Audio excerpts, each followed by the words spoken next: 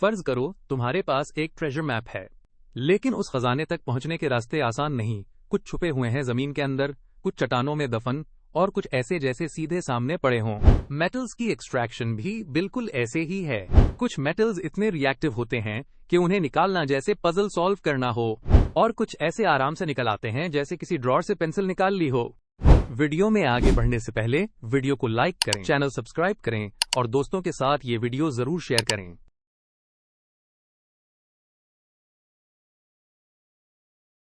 अब देखो, जितने मेटल्स ज्यादा रिएक्टिव होते हैं उन्हें ओर से निकालना उतना ही मुश्किल होता है। मसलन पोटेशियम, सोडियम और कैल्शियम, ये कभी प्योर हालत में जमीन में नहीं मिलते क्योंकि ये फौरन दूसरी चीजों से केमिकल रिएक्शन कर लेते हैं।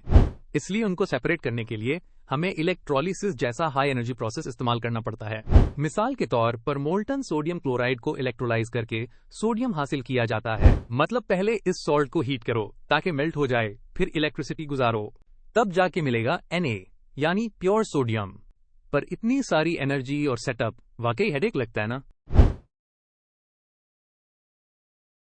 फिर आते हैं वो मेटल्स जो थोड़े कम रिएक्टिव होते हैं, जैसे एल्यूमिनियम, मैग्नीशियम, जिंक और आयरन। उनके साथ थोड़ा सा एडजस्ट किया जा सकता है, मगर फिर भी ये पूरी तरह से रिलैक्स नहीं करते। मैग्नीशियम तो फिर भी इलेक्ट्रोलिसिस मांगता है क्योंकि ये कार्बन के साथ रिडक्शन एक्सेप्ट नहीं करता, लेकिन आयरन कंपैरेटिवली इजी है। इसे हम हेमाटाइट से ब्लास्ट फर्नेस में कार्बन की मदद से रिड्यूस करते हैं, जैसे कोई बारबेक्यू कर रहा हो बट विद रॉक्स और जिंक। वो पहले रोस्टेड होता है एयर में टू फॉर्म जिंक ऑक्साइड, फिर कार्बन के साथ रिड्यूस कर लिया जाता है। मजे की बात यह है कि जैसे जैसे रिएक्टिविटी कम होती है वैसे वैसे हमारा काम आसान होता जाता है। अब आते हैं लग्जरी जोन की तरफ। जी हाँ, वो मेटल्स जो बड़े चिल होते हैं, जैसे कॉपर, सिल्वर और गोल्ड। ये ना खुद किसी से रिएक्ट करते हैं, ना किसी ड्रामा में पड़ते हैं। ज्यादातर हमें अपनी नेचुरल हालत में ही मिल जाते हैं। कॉपर तो आमतौर पर नेटिव फॉर्म में जमीन से मिल जाता है और थोड़ा हीट करके या एसिड लीचिंग से निकाला जा सकता है। गोल्ड तो और भी रॉयल है, कई बार तो सीधा स्ट्रीम से मिल जाता है, जैसे कोई शाइनी पीस ऑफ बिस्किट चमक रहा हो। और सिल्वर भी अक्सर प्योर फॉर्म में मौजूद होता है, बस थोड़ा फिजिकली सेपरेट करना होता है। कोई इलेक्ट्रोलिसिस या कार्बन रिडक्शन की जरूरत ही नहीं पड़ती। तो अगर तुम्हें कभी लगे कि मेटल्स एक्सट्रैक्ट करना बस माइनिंग करने जैसा है, तो सोच लेना कि हर मेटल का अपना एटीट्यूड होता है।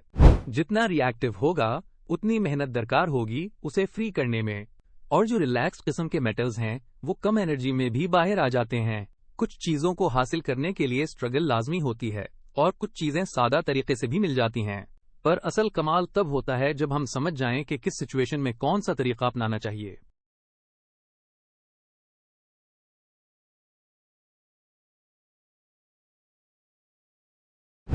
क्वेश्चन 1, हाईली रिएक्टिव मेटल्स जैसे सोडियम को एक्सट्रैक्ट करने के लिए कौन सा तरीका इस्तेमाल किया जाता है? इसका जवाब है इलेक्ट्रोलिसिस। क्वेश्चन 2, किस किस्म के मेटल्स यूजुअली कुदरती तौर पर प्योर फॉर्म में पाए जाते हैं? इसका जवाब है लो रिएक्टिव। क्वेश्चन 3, इनमें से कौन सा मेटल अपने ऑक्साइड से कार्बन रिडक्शन के जरिए निकाला जाता है? इसका जवाब है आयरन।